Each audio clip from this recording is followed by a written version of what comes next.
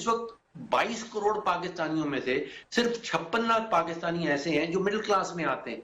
तो मामला वही महंगाई पे आ गया जो आपने कहा। हमारे यहाँ सिर्फ महंगाई नहीं आई, हमारे यहाँ दूसरा प्रॉब्लम ये हुआ कि महंगाई के साथ साथ हमारी आमदन गिर गई है। पिछले 2-2.5 सालों में औसतन पाकिस्तान की आमदन जो है वो गिर गई है।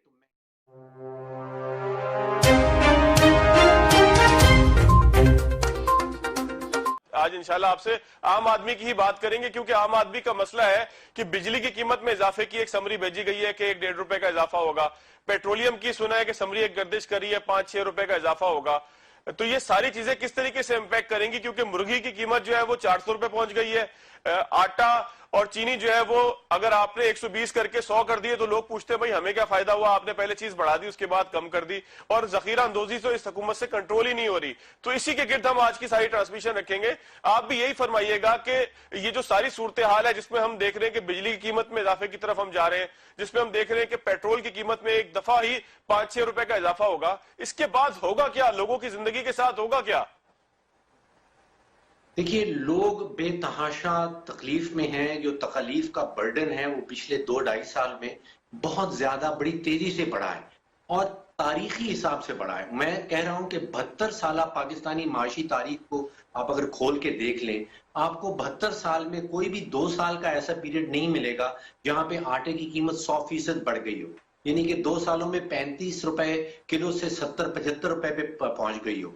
आपको 72 साल पाकिस्तानी तारीख में कोई 2 साल पीरियड ऐसा नहीं मिलेगा जिसमें चीनी की कीमत जो है वो 55 रुपए से कहीं 110-115 पे पहुंच गई हो। अब आप बता रहे हैं कि शायद वो 80-85 पे पहुंच गई है। तीसरा बड़ा टीका जो है वो बिजली का टीका है। आज से 2 साल पहले, 2.5 साल पहले आप अपने घर का बिजली का बिल निकाल के देख लीजिए, आपको तकरीबन 10 रुपए से 10.25 रुपए का एक यूनिट मिल रहा था। आज आप अपना बिल निकाल के 3 से 4 दफा इजाफा कर चुके हैं। 18 या 19 रुपए का एक यूनिट मिल रहा है। तो बिजली की मद में 22 करोड़ पाकिस्तानियों को जो बिजली का बिल देते हैं, तकरीबन 1000 अरब रुपए का टीका लग गया पिछले 2 सालों में। जो बिजली का बिल देने जा रहा है उसका क्या ताल्लुक है, सागदार जो है वो डॉलर की पैरिटी क्या रखता था, या स्टॉक मार्केट जो है वो अपने हिस्टोरिकल पीक पे पहुंच रही है या नहीं पहुंच रही। उसने तो बिजली का बिल देना है भाई। जो कराची में रहने वाले हैं वो 20 रुपए एक यूनिट बिजली दे रहे हैं। अगर आप ज्यादा यूनिट्स इस्तेमाल कर रहे हैं तो आप 30 रुपए की ब्रैकेट में आ रहे हैं। तो भाई ये 10 रुपए 10.25 रुपए बिजली का रेट था आज से 2.5 साल पहले, या 20 और 30 रुपए में क्यों पहुंच गया? असल खबर और असल सवाल ये है। खूबसूरत बात की थी, उन्होंने कहा था कि इलेक्शन से पहले के नारे बिल्कुल उस तरीके से होते हैं कि जिस तरीके से शादी से पहले वादे किए जाते हैं। तो आपको लगता है कि हुकूमत की सारी मईशत के हवाले से जो तजावीज थी, और खास तौर पर असद उमर साहब की अगर पूरी पर्सनैलिटी को देखें तो हम ये समझते थे कि असद उमर साहब जब आएंगे तो बड़ी तैयारी करके आएंगे, चीजें बहुत बेहतर हो जाएंगी, लेकिन चीजें तो जो बेहतर थी वो पहले से भी खराब होने लग गई, और जो खराब थी वो मजीद खराब हो गई हैं। तो आप नहीं समझते कि हुकूमत के पास कोई ग्राउंड वर्क नहीं था चीजों को ठीक करने के लिए? देखिए, एक बड़ा ही बुनियादी नुक्ता है और वो है कि मईशत और सियासत में एक बड़ा गहरा किस्म का गठजोड़ है, एक बड़ा गहरा ताल्लुक है।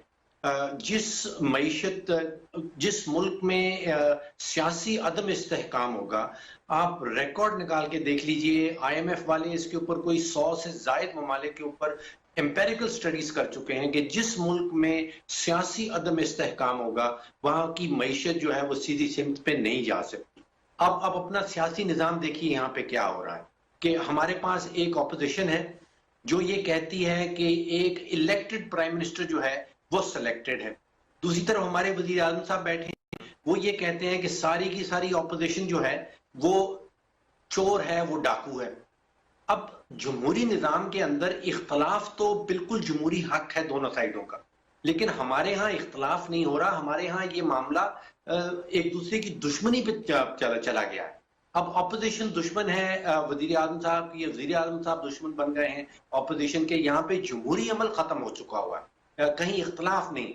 और जहां पे आपके यहाँ इतना शदीद किस्म का अदम इस्तेहकाम होगा सियासत के अंदर, मईशत नहीं चल सकती। मईशत के ऊपर मैं आपको जैसे पहले कहा कि किसी का और खौफ ही नहीं है। No one is really worried about कि 22 करोड़ पाकिस्तानियों का क्या हो। आप अंदाजा कीजिए कि 2 साल पहले अगस्त 2018 में 2.5 साल पहले जब पीडीआई की हुकूमत आई थी, तो उस वक्त जो सर्वे सामने आ रहे थे, उसमें तकरीबन 30% पाकिस्तान की आबादी शराय गुर्बत से नीचे रह रही थी। यानी कि तकरीबन 7 करोड़ पाकिस्तानी ऐसे थे जो शराय गुर्बत से नीचे थे। अब जो सर्वे सामने आ रहे हैं, उसमें तकरीबन 40 से 41% पाकिस्तानी आबादी शराय गुर्बत से गिर गई है। अंदाजा कीजिए कि 2 साल पहले 7 करोड़ और आज 9 करोड़ पाकिस्तानी। मैं हैरान परेशान हो जाता हूं कि 9 करोड़ पाकिस्तानी ऐसे हैं जो शराय गुर्बत से नीचे रह रहे हैं। खुदाया करम करें, दुनिया की इतने बहुत सारे ममालिक हैं जिनकी पूरी आबादी नहीं है। 9 करोड़, आप गौर कीजिए, बहुत बड़ा नंबर होता है, और ये शराय गुर्बत से नीचे रह रहे हैं। अच्छा, मिडिल क्लास की एक स्टडी अभी सामने आई है। आज से 2 साल पहले तकरीबन 1 करोड़ और 60 लाख पाकिस्तानी ऐसे थे जिनको वर्ल्ड बैंक वाले कहते थे कि वो मिडिल क्लास में हैं। यानी कि जो $10 रोजाना के कमाता है, $300 महीने के कमाता है, उसको वर्ल्ड बैंक की डेफिनेशन के मुताबिक वो मिडिल क्लास में डालते थे। तो 2 साल पहले हमारे पास 1 करोड़ और 60 लाख पाकिस्तानी थे जो मिडिल क्लास में थे। आज वो मिडिल क्लास जो नंबर है वो गिर के 56 लाख पे पहुंच गया है।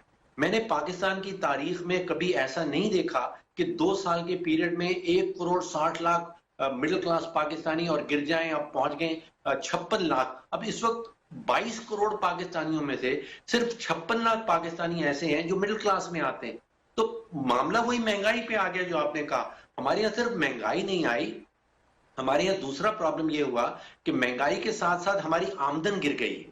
पिछले 2-2.5 सालों में औसतन पाकिस्तान की आमदन जो है वो गिर गई है। तो महंगाई ऑन टॉप ऑफ दैट आमदन गिर जाए, फिर नतीजा निकलता है गुर्बत का, जो गुर्बत आपके सामने आ रही है। अब अगर अच्छा डॉक्टर साहब, ये जो महंगाई हो रही है, आप समझते हैं कि ये पॉलिसीज के नुक्स की वजह से महंगाई बढ़ रही है, या ये महंगाई ने वक्त के साथ साथ बढ़ना? जाहिर है कि 1970 में जो चीज मुझे जिस हिसाब से मिलती थी वो आज शायद ना मिले।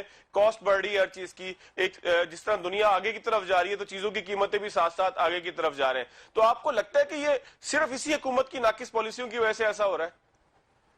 जी, सवाल बड़ा जबरदस्त किया है आपने कि कीमतें तो पहले भी बढ़ा करती थी। इसमें एक फर्क ये देख लीजिए कि पहले हमारे यहाँ मुसलसल आमदन बढ़ रही थी, तो लोग जब कीमतें भी बढ़ रही थी, आमदन भी बढ़ रही थी, तो कुछ वो गुजारा कर लेते थे। अब पिछले 2-2.5 सालों में ये हुआ है कि महंगाई बहुत तेजी से बढ़ी है और साथ ही साथ आमदन गिर गई है बजाय बढ़ने के। अब आप फोकस किए, मैं फोकस करता हूं फूड इन्फ्लेशन के ऊपर, यानी कि खुराक की कीमतों का क्या हो रहा है। और उसकी वजह यह है कि तकरीबन 70 से 80% पाकिस्तानी ऐसे हैं जो अपनी आमदन का 70-80% खुराक पे खर्च देते हैं। यानी कि उसके बाद अब ये हालात आ गए हैं कि आप अपना आटा पूरा कर ले, चीनी पूरी कर ले, बिजली का बिल दे दे, गैस का बिल दे दे, उसके बाद आपकी जेब खाली हो जाती है। फिर आप बच्चों के कपड़े खरीदने के लिए, या बच्चों की ट्यूशन फीस देनी है, या स्कूल की फीस देनी है, या खुदा ना करे कोई इमरजेंसी आ जाए तो फिर आपके पास पैसा नहीं बचा है। तो एक तो आमदन नीचे आ रही थी, साथ ही साथ महंगाई बढ़ती चली जा रही थी, और उसके नतीजे में ये हुआ है। मतलब ये रियल कैजुअलिटीज हैं। ये 40% पाकिस्तानी जो हैं ये नहीं देख रहे हैं कि स्टॉक मार्केट किस तरफ जा रही है और इसहाक डार ने डॉलर का रेट क्या रखा था, क्या आर्टिफिशियल रखा था या नहीं रखा था। अच्छा, अब मैं एक और चीज से कन्विंस्ड हूं। वजीर आजम साहब बार बार आके कहते हैं कि मैं ये इकदाम उठाऊंगा, मैं ये कदम उठाऊंगा और नीचे ले आऊंगा। उनकी नीयत एग्जिस्ट करती है। मुझे लगता है कि वजीर आजम साहब